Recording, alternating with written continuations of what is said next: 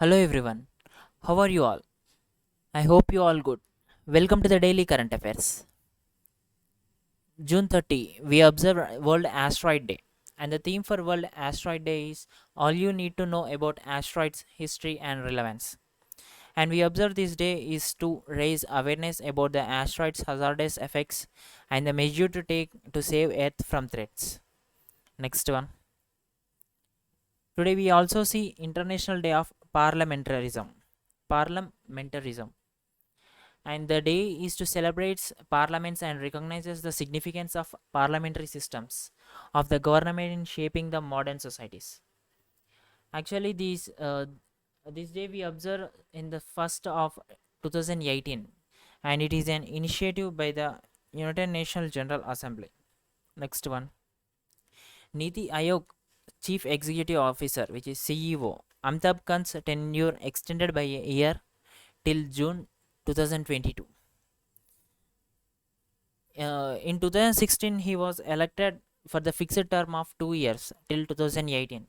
From then onwards his charge as a CEO of Niti Aayog is extending by 1 year, and for now his tenure is extended for one more year to June 2022.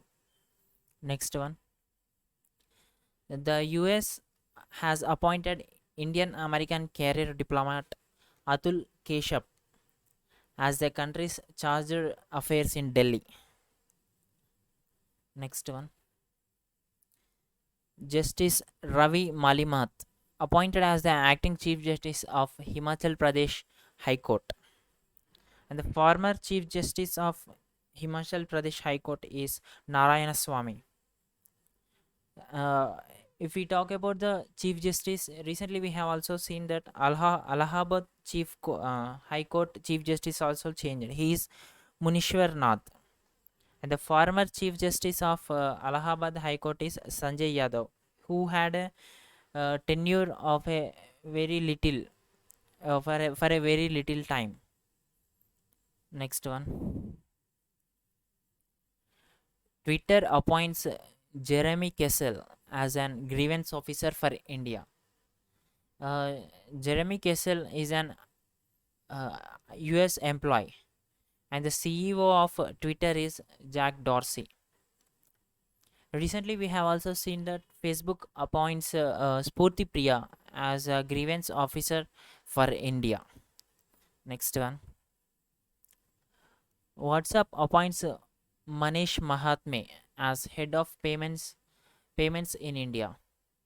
The Manish Mahatme is a former executive at the Amazon Pay for Amazon Pay, and the WhatsApp is owned by the Facebook, and the head of the Facebook is Mark Zuckerberg. Recently, we have also seen that in the change in CEO of Amazon, Andy Jassy. The new CEO of Amazon is Andy Jassy. Next one, Jammu and Kashmir Lieutenant Governor launched the Hausala Inspiring Her Growth initiative, a comprehensive program for catalyzing women entrepreneurship. Lieutenant Governor of Jammu and Kashmir is Manoj Sinha, and he's also said that uh, women of Jammu and Kashmir are capable of achieving great heights in every field. It is a program uh, to identifying the identifying and empowering women entrepreneurs as a role model. Next one, Jammu and Kashmir Chief Secretary inaugurated SDRF First Battalion 24 by 7 mental health helpline Sukun at its headquarters. Here SDRF is State Disaster Response Force, and the Sukun is a helpline number where after affecting of the COVID-19, the for the mental health of COVID-19 patients, this helpline will be helped to them. And recently we have also seen Kojit. It is also a mental helpline number which is launched by the armed forces for the COVID-19 patients after affecting from the COVID-19. And the chief secretary of Jammu and Kashmir is Arun Kumar Mehta. Next one, Office of Principal Scientific Advisor Professor K. Vijay Raghavan launched Atmanirbhar Krishi app. This Atmanirbhar Krishi app is launched especially for the farmers, and it is downloaded by everyone for free.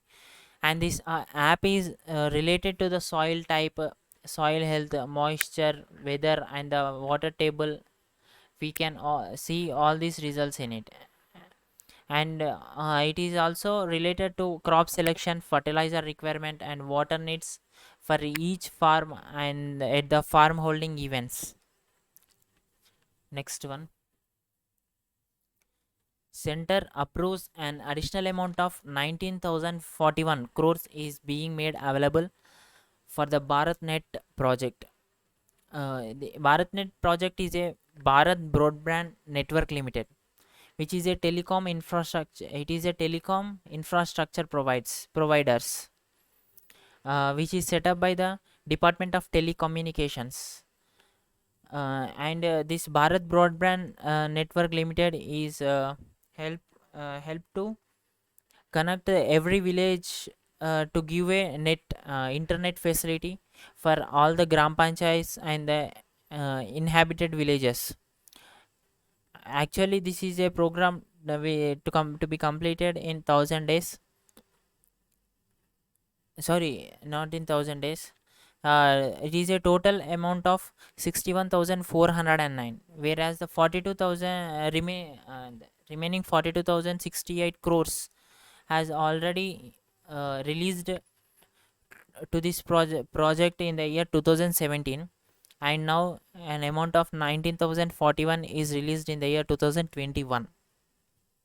Next one, Financial Minister Nirmala Sitharaman announced a rupees 1.1 lakh crore loan guarantee scheme for COVID affected sectors. Here, COVID affected sectors in the main is health sector, and she is allocated 50,000 lakh crore to the health sector, and 60,000 lakh crore to the other sectors of the COVID affected sectors in from this 1.1 lakh crore. And she also announced the enlargement of ECLGS, which is Emergency Credit Line Guarantee Scheme, in the part of the Atmanirbhar Bharat package by 1.5 lakh crore from rupees 3.3 lakh crore, which means she was extended. She was given more of 1.5 lakh crore, and it is the total amount became the 4.5 lakh crores in the COVID loan guarantee scheme.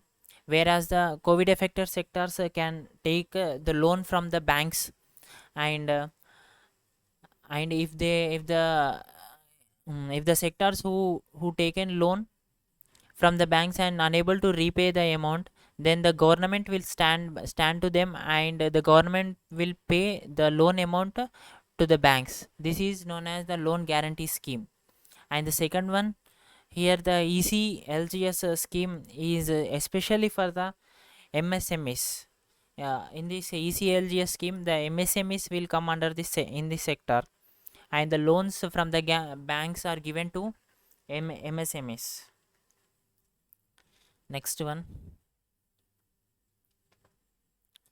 Union Minister Sri Prahalad Joshi releases Provisional Coal Statistics 2020-2021. Here, Prahalad Joshi is the Union Minister of Coal Mines and the Parliamentary Affairs, and he releases Provisional Coal Statistics 2020-21. And this report contains provisional information regarding the performance of coal and lignite sector in the last fiscal year. Next one, the Minister of State for New and Renewable Energy released the booklet titled The Indian Story. It is a collection of Indian initiatives that are shaping the country's energy transition. And the minister, and this is under the department of Ministry of New and Renewable Energy, and the Minister of New and Renewable Energy is RK Singh. And he also mentions that FDI is the foreign direct investments are allowed to 100 percentage in the energy sector in our country. And in this and in this we have also seen in the last 6 years the installed renewable energy is increased to two and a half times till now. Next one, Decoding Shankar won the award at the Toronto Women's Film Festival. Decoding Shankar is a movie and biographical film about the Shankar Mahadevan. The direct This is the biographical film about the Shankar Mahadevan. He is an singer and the music director. In this in this movie, it is totally about the how the life of an Shankar Mahadevan moves on, and and this story is narrated by himself. And the director of Decoding Shankar is Deepthi Pillai Sivan. It is a 45 minutes documentary, and it is the first documentary of Deepthi Pillai Sivan. Next one. Thank you everyone. Stay safe and stay strong.